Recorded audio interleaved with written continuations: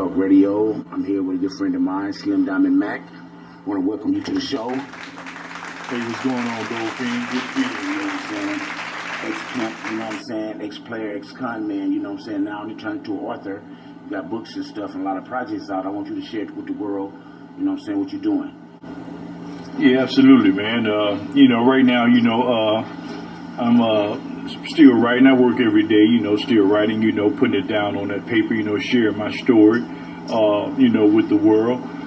Right now, I'm working on my life story.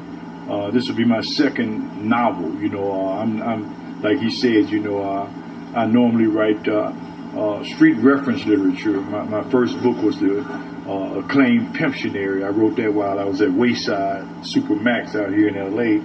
while I was incarcerated. I wrote that book back in 2004 and had it published when I got out the pen in 2006.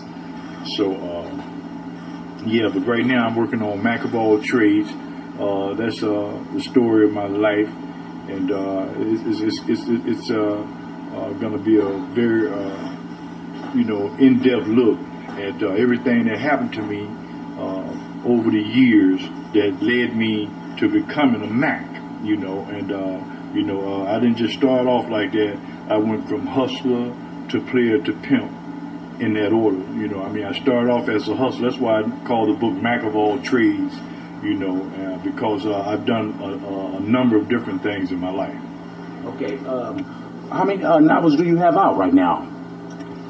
Okay, I have written, like I say, 2 books, which are street reference books. The acclaimed Pimptionary, Slim Diamond's Coast to Coast Pimptionary Street Slang. Then I wrote a book of poetry, pimp poetry, if you have it. Poems from a pimp's perspective, using the diction, the verbiage, the jargon, the pimp diction that we use from coast to coast, I put it in the form of poetry, you dig, and put that book out in 2007, Slim Diamond's Book of Boss Pimp Poetry. And then I did Do or Die Streetology. You know what, man, that's an underrated book.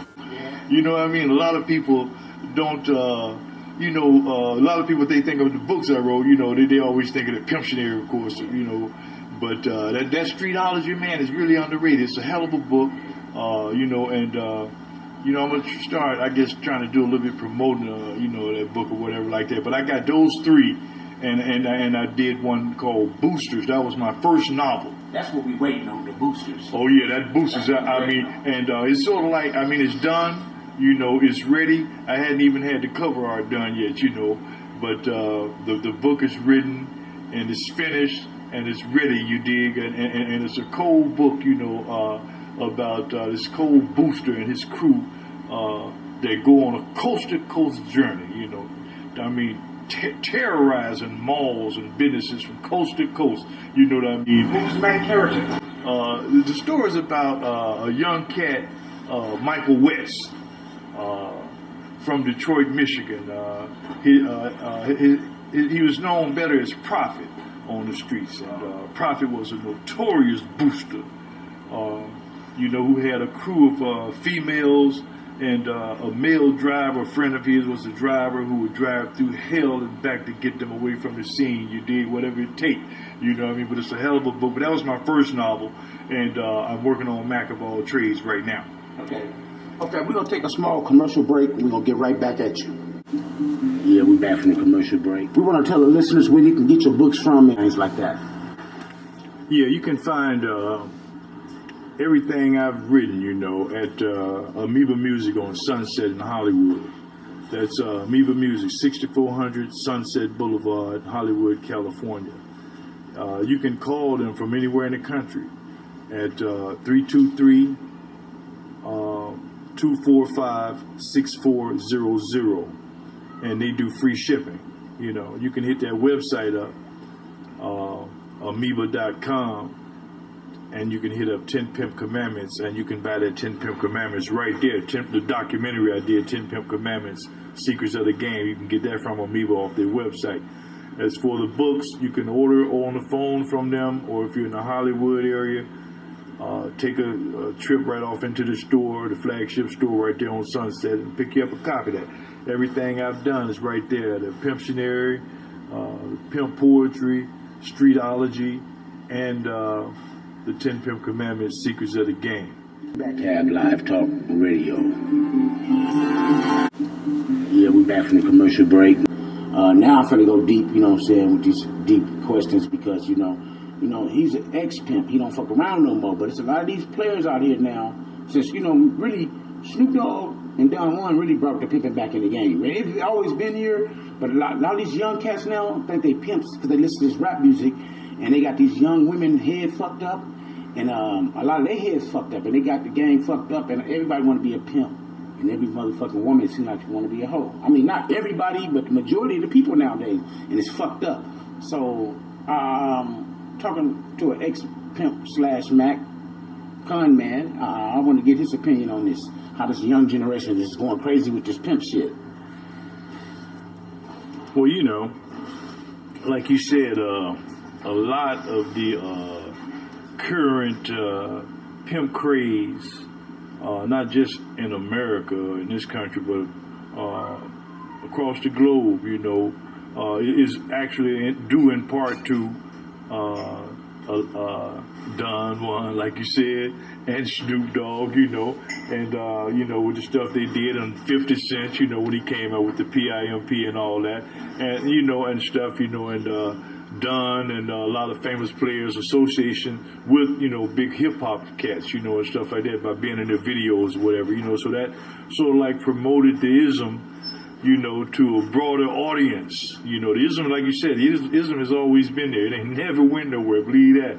It was originally like a secret society. You would never, before documentaries like Pimps Up, Hoes Down, American Pimp, whatever like that, and even way back before films like The Mack, even, you know, the ism was, you know, prevalent, you know, and but it was more of a secret society, you know. It only got exposed when Iceberg Slim wrote his book Pimp, you know, and after that, you know, came the so-called blaxploitation films, you know, Willie Dynamite, you know, the Mac, stuff like that, you know, but you know, the ism is gonna always be around, you know. So basically, women been using their vagina to bargain with men from the beginning of time. So, you know, that's always been around. Really, women always. I know that, right? Hey, no doubt about it, man. You know, that's always been with us, always gonna be with us. You know what I mean? As far as women doing what they have to do to survive in a male-dominated world. So that you know, nothing to do with a man making her do nothing. That right there. Oh no, it's not by force. It's just it was a necessity. You know, I mean, it was something that you know they felt they had to do to survive.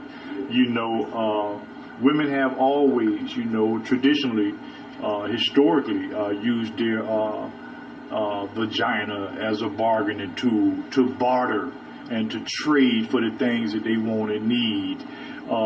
You know, if they needed food, if they needed shelter, they needed clothing, whatever, if they needed to feed their children, what woman wouldn't go out there and sacrifice herself or a small portion of herself for a small amount of time to feed her babies? A lot of us talk about women that do that, but a lot of us just don't know what our mothers had to do to feed our, you know, little mouths when we were kids, you know what I mean? So you can't judge a woman for what she have to do. But yeah, women have always used that thing as leverage in relationships, you know, not just as a bargaining tool, but also as a means of leverage in a relationship. You know, like a woman will, like for say a guy who goes out and work every day, and he brings home that bacon. Well, you know, she gonna reward him, you know, for bringing home that bacon, you know, by putting it on it. You dig? And also, on if that same guy now, by the same token, stop bringing home that bacon, oh, she gonna close them legs. You dig? and she's going to punish him. You know, she's going to use that thing as a means of punishment, you know, as a tool, you know, to punish this man. You know, so it could be used as a means of reward. She used it as a means of punishment because he's not bringing home the bacon. You understand?